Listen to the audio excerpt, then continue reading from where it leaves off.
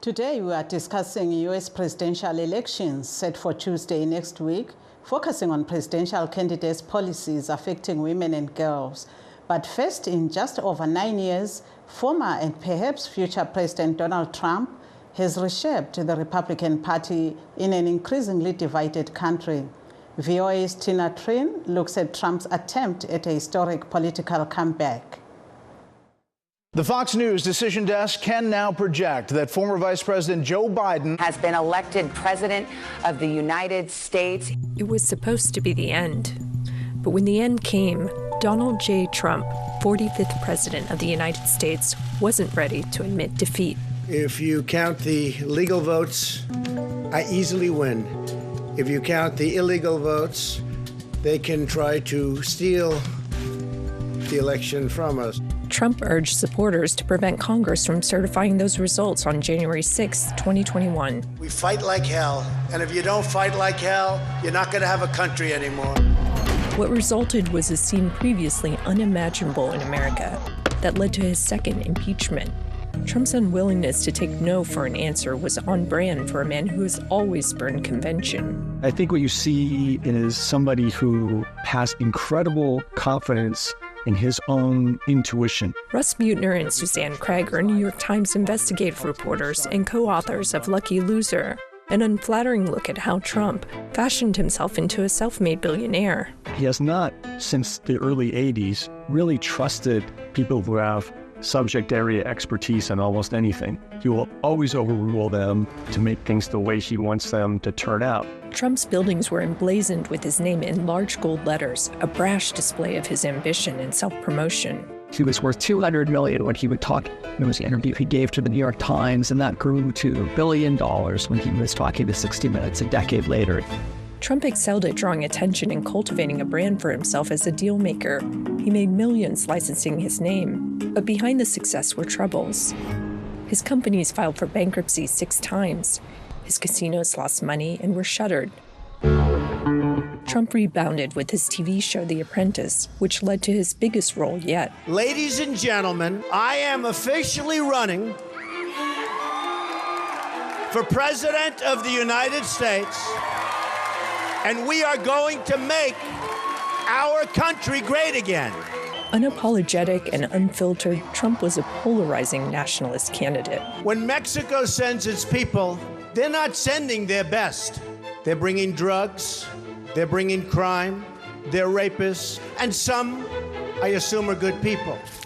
As president, Trump appointed 3 Supreme Court justices who helped overturn federal abortion rights. The U.S. death toll now above 150,000. In early 2020, the COVID-19 pandemic tested Trump. He fast-tracked the development of life-saving vaccines, but he also appeared to suggest that scientists study injecting bleach to kill the virus.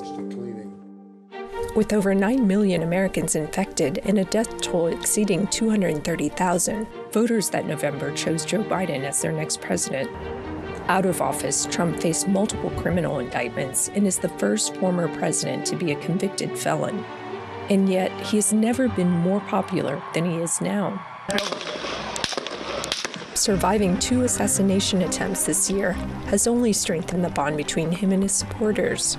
God has a plan for Trump, and he absolutely was spared for some purpose and reason, and hopefully it's to become the 47th president. American politics has never been the same since Donald Trump entered the field. And the man who once co-authored The Art of the Comeback may now be engineering one of the biggest in American history. Tina Trin, VOA News, New York. And emerging from one of the most diverse liberal regions of the U.S., Kamala Harris, the Democratic candidate for president, has navigated a course between tough enforcer of the law and forward-thinking reformer.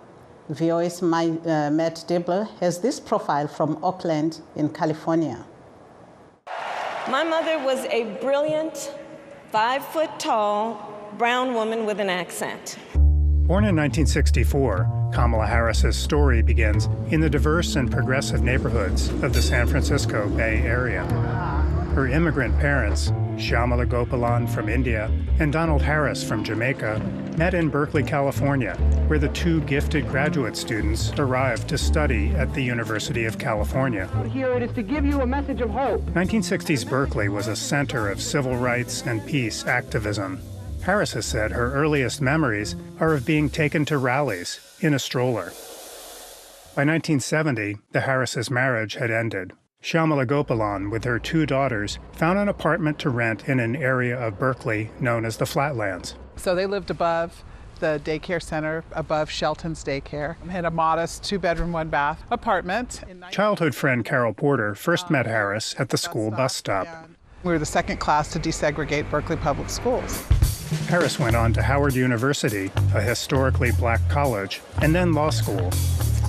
At a time when record levels of black men were incarcerated in California, she took a job as a prosecutor, a role often viewed negatively in the African-American community. She wanted to go in and change things so that people weren't being prosecuted the way that they were based on systemic and structural racism. In 2002, Harris took on the incumbent in a race for San Francisco District Attorney. There had never been a woman district attorney. She was really an underdog. But from the beginning, she had something very special. Harris won the close race and set to work increasing convictions and prison time for violent offenders, while steering those convicted of first-time nonviolent crimes into her rehabilitation program called Back on Track.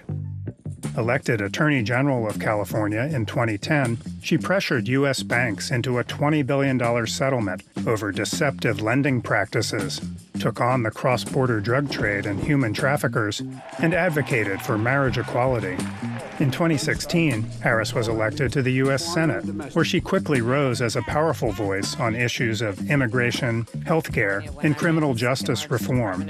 Known for her sharp questioning during hearings and her ability to hold powerful leaders accountable, Harris became a prominent figure on the national stage.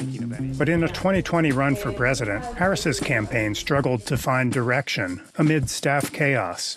There's definitely been stories about high staff turnover, inability to keep talented people in her orbit. Biden won the nomination and ultimately asked Harris to join the ticket as his vice president. The two went on to victory, making her the first woman and the first person of color to win that office. Faced with a surge of migrants attempting to cross the U.S. southern border, Vice President Harris engaged with regional leaders to address instability and poverty. She quickly became a political target. She was supposed to be the one that was in charge of securing our border, and I don't even know if she's been down there yet. Harris has grown more comfortable serving as an emissary on the world stage, emphasizing support and soothing tensions. And in a career defined by breaking barriers and exceeding expectations, Harris rose again, becoming the Democratic nominee for president when Joe Biden unexpectedly dropped out of the race. Matt Dibble, VOA News, Oakland, California. Meanwhile, Tim Walz was elected to 2 terms as governor of the Midwestern state of Minnesota before he became Kamala Harris' pick for the vice president. On the campaign trail, he speaks about his formative days in Nebraska and how they shaped the person, candidate, and governor he has become. VOA's Natasha Moscovaya visited the state to learn more about how the people of Nebraska remember him and feel about him now, in a story translated to Shona by VOA's Jonga Kantemi-Rui. Tim Walz vakasarudzwa kwematemu maviri sagavhuna wedunhu rine chapakati pakadziwa kumadokero kweAmerica reMinnesota vasati vasarudzwa naamai Kamala Harris kuti vave mutevedzeri wavo. Murwendo rwavo rwekutsvaga rutsigiro, vanotaura nezvemazuva avo ekutanga kuNebraska nekuti zvakavaumba sei semunhu, mukwikwidzi uye nagavhuna sezvavakaita. Mutori wenhau weVOA Natasha Moscovaya akashanyira dunhu iri kunodzidza zvizhinji pamusoro pekuti vanhu veNebraska vanovarangarira nekuvanzwira sei iye zvino. Tim Walz vakapedza chikamu chekutanga cheupenyu hwavo kumaruwa iwaya eNebraska maava angangosvika 5 ekutyaira kubva kunhandare yendege huru iri pedyo. ikoko zvinonyanya kuonekwa matura echibage. Vamwe vanhu ikoko vanoona zvimwe zvikamu zvavo mune vari kumira semutevedzeri wevari kukwikwidza musarudzo yemutungamiri wenyika ava. Amai Becky Potmesil, murimi anochengeta mombe pedyo neAlliance muNebraska. Amai Potmesil vanoti, when I see him on TV, he does not remind me of a politician. He reminds me of what would be my favorite teacher in school, because he's really invested in his community and his kana ndakamutarisa patelevision haandirangaridzi munhu wezvematongerwo enyika, anondirangaridza mudzidzisi wangu wandinodisisa kuchikoro, nekuti munhu aita zvakawanda kunharaunda yake nevana vake vechikoro, uye ane hunhu hwepamusoro nehunhu hwakanaka hunoremekedzeka. VaWalls vakazvarirwa kuWest Point muNebraska vakapedza nguva yehudiki hwavo vari kuValentine ine vanhu vangangosvika zviuru 2,600 kana kuti 2,600 isingazivikanwe zvakanyanya nezvevanhu vayo vari mune zvematongerwo enyika zvepamusoro-soro. VaTom Elliott vanove mugari wemuValentine vaiziva mhuri yekwaWalls. We followed Tim's career, I guess, a little bit at a distance. This step, we probably didn't see this one coming. Tanga tichiteera hedu nhoroondo yaTim kwemakore akawanda, asi pachidanho chaasvika iko zvinezvi tanga tisina kupatarisira apa. Apo vaWalls vaive vachiyaruka kuwanikwa kwababa wavo vaine gomarara kwakakonzera kuti vatame vachienda makiromita 160 kumaodzanyemba pedyo neveukama. VaTim Walls vanoti, I grew up in Butte, Nebraska, a town of 400 people. Ndakakurira kuButte, Nebraska, dhorobha revanhu 400 chete. Taive tiri 24 mukirasi mangu kusekondari. Nhengo dzemhuri yavaWalls dzichiri kugara munzvimbo iyi. Sekuru wavo vanove murimi akaenda pamudyandigere vaJerome Riemann vanoti vanoronga kuvhotera muzukuru wavo, asi vachiwedzera vachiti mwana wemukadhorobha kadiki wavanorangarira akanyanya kuve netsiye nyoro pakutarisana nezvimhingampinyi zvepasi rose. VaRiemann vanoti, he was just your average kid. I mean, he was a good guy. Loved sports. Tim isn't going to be tough enough for Putin. It concerns me. Aive mwana akanaka aingovewo pakati nepakati, aida zvemitambo, asi handifunge zvangu kuti Tim munhu angakwanise kumisidzana naPutin. Vachikura kumaruwa eMidwest, vaWalls vakave munhu aifarira zvikuru kuraura nekuvhima vasinganyare nerudo rwavo rwepfuti. VaWalls vakapinda muchiuto kuNational Guard vaine makore 14 ekuberekwa kana kuti 17, vakashanda kwemakore 24. Asi mune vamwe vavhoti vekumaruva kushanda kwavaWalls muchiuto uye nhoroondo yavo yekuve nepfuti hazvireve kuti vane maonero mamwe chete.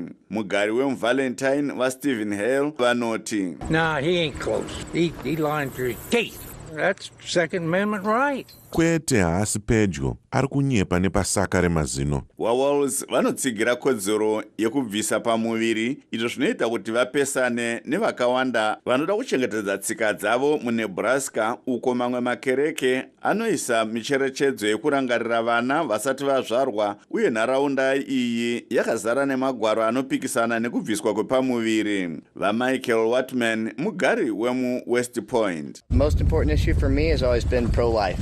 Whoever is pro-life is who I vote for. He won't get my vote. Chakanyanya kukosha kwandiri chagara chiri chekuchengetedza upenyu. Ani zvake anotsigira upenyu ndiye wandichavhotera. VaWalls vakawana dhigiri ravo redzidzo kubva paChadron State College mudhorobha rinoratidza kuti vaimbove mutungamiri wenyika vaDonald Trump vanenge vanofarirwa. Mugari wemuChadron vaMiles Bannon vanoti midzi yavaTim Walls mumusha umu haireve kuti inoshanduka kuve rutsigiro. There's a lot of families who don't talk about politics very much because there's a lot of disagreements. There's a lot of kune mhuri dzakawanda dzisingatauri zvematongerwo enyika zvakanyanya nekuda kwekuti kune kusawirirana kwakanyanya. Vamwe pano vanoti vaWalls vari kupa maruwa eNebraska maminitsi 15 avo embiri. Still on the US election, VOA reporter reached Robson Cherry, a pro-democracy campaigner who had this to say about the elections. We expect America to remain a beacon of hope in terms of democracy and upholding also rule of law and human rights issues. especially in relations also to Africa, in their relations with Africa, and also taking a look also into the issues of extractive minerals, which are also being extracted in Africa. We have seen also China taking advantage of the excessive minerals in Africa, but through financial illicit means. So it's another area of possible collaboration, especially in the near future, making sure that also the continent of Africa and also the outside world should be operating without any other being prejudiced as well. So the issue of illicit financial flows, ripping of Africa through minerals with other countries taking advantage of it is not welcome, and we also think that there are also possible collaboration opportunities to stop that. That was Robson Chere, a pro-democracy campaigner, speaking to our reporter in Harare. And now back to our topic. Republican presidential nominee Donald Trump and Democratic candidate Vice President Kamala Harris continue with their campaigns in battleground states ahead of the election next Tuesday. Polls in 7 swing states have been indicating a very tight race. And to discuss our topic in depth, we welcome our guest, Teresa Dangwa, a New York-based pastor and director of the organization Diaspora Women Arise. And also we have Christina Rotendo Catlip, a member of Women's Institute for a Secure Retirement, WISER, which is based here in Washington, D.C. We'll start with you, Pastor Teresa Dangwa. What policies do you notice from both candidates that may or may not appeal to women, in brief? I would say immigration and abortion. Where they stand on immigration and abortion, I think. And then foreign policy, yes. But for the most part, for those that are actually in the United States, I think those are the two main things that are of concern. Yes, and if you were to weigh both candidates, which ones do you think, which policies or which candidate do you think articulate the policies you have mentioned better to appeal for women, or it depends on which women? Yes, I think it's so because I'm a pastor, I don't want to give an idea of or an impression of me saying to people vote for this person versus the other. But for me, I look at it from a biblical perspective. Among these two, who are the people that are more leaning to what the Word of God says? When we go with the basic of the Word of God in terms of abortion, for example, abortion defined in the Word of God by God is murder. There is no two ways about it. The question really becomes: is the government is it the right place for the government to be telling a woman to abort or not to abort? I think that's a different question versus whether or not one believes that abortion is, as defined by God, is murder. Yes, thank you very much for your view, and we'll come back to you for more. But for now, Ms. Catlip, having worked with various women's groups, what can you say about this presidential race so far as women are concerned? Thank you so much, Tanda, for inviting me. I do think that Kamala appeals to women a lot more than Donald Trump does, or former President Donald Trump does. a few points that I'll make. She has always advocated for women, and I know the pastor mentioned reproductive rights. That is a huge issue for women because women just want to be able to determine their own, what happens with their own bodies. So that's one. The next one is workplace equality. She has always advocated for workplace equality in the United States. As you know, you may know and your listeners may know, women still earn 83 cents for every dollar that's earned by men, and black women is only 67%, and for Hispanic women it's only 57 cents for every dollar that's earned by men. So, that's another reason why she appeals to women.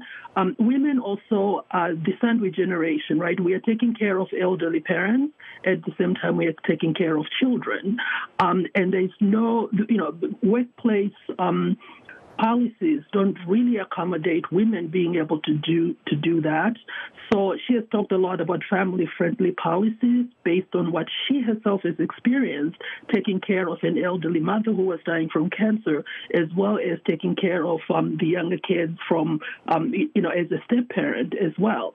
So she understands what women have to deal with, and I think that is very appealing to women as well. Paid family leave is something that I know a lot of my friends in this country are really excited about. Affordable child care. It is extremely expensive to send your kids to daycare.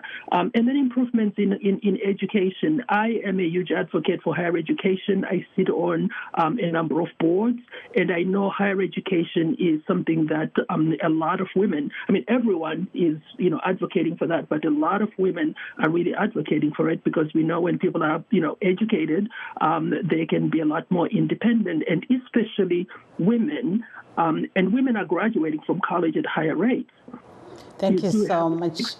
Of women graduating, which is higher than men. So I'll stop here. As you can tell, I have a lot to say about women and why Kamala would be the best president for the United States. Yes, I'll come back to you with a question on what you are saying. But sesibuyela kuwe njalo ke Pastor Dangwa, ungasitshela ke ngolimi lwesindebele ukuthi siyabona lapha zindala zombili ziqhudelene ukhetho lweMelika. Ungathini ngenhlelo zabo njalo ezilethwa yibo ezingakhwabithwa ngabesifazane? Njengokukhuluma komunye wami okhulumileyo, ngempela nxa ukhangela kuyabonakala ukuthi owesifazana uzahambela izinto ezesifazana, uzabe ekufaka phambili. But then singakhohlwa lathi ukuthi even engumuntu wesifazana and then lo oyindoda asimelanga sibe sikhangela nje ngokuthi lo uyindoda and lo ungumfazi.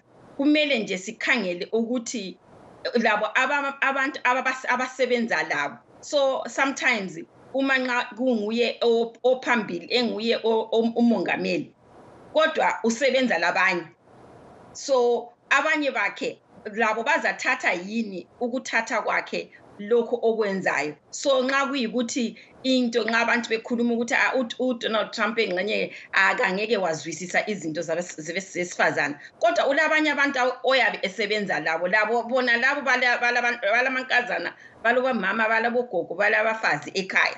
So konke lokhu kuzabe kubonakala sebe phakathi. Owakathesi yikuthi mina ngiyabe ngifuna nje ukuthi encourage abantu ukuthi uvotele ubani kumele uhambe phambili kwenkosi.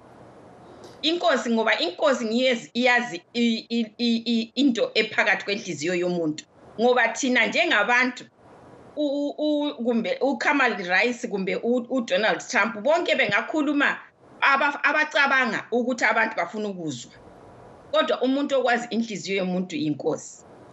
Yebo ke ilimqotho lelo ngisho ukuthi limqoka siyezwa lapha Pastor Dangwa has brought up a very important point, Ms. Catlip, that even though you may say Kamala Harris may appeal to women, but Donald Trump also works with women So what about those policies? And I also wanted to ask you about, we have seen women for Trump from various races, and we see now that the polls are almost deadlocked. How do you come to the conclusion that Kamala Harris appeals more to women? Well, I'm coming to that conclusion based on just talking to a lot of women. Yes, if you look at the last election, there were quite a number of women that voted for, former President Donald Trump, and you will get a lot of women voting for Donald Trump based on many other policies, including reproductive rights.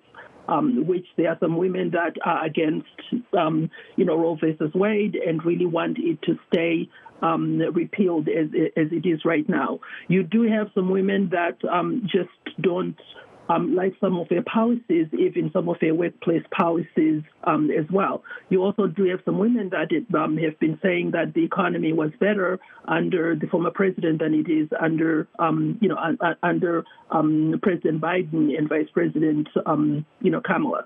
So you are always going to get women that support the other candidate. But I will say from a lot of the people that I am talking to, and granted I am, I'm very much a Democrat.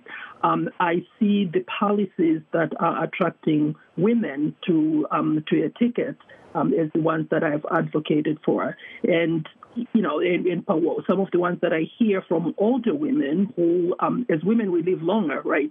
Our life expectancy in the United States is 80.2% versus the men's life expectancy of 74.5%. There are a lot of retirement issues that appeal more to women. Because they live, they live longer. And my work that I've done in the past with Wiser has been to advocate for some of those retirement issues that really impact women more than they impact men as well. Yes, thank you. Still with you, Ms. Cutlip.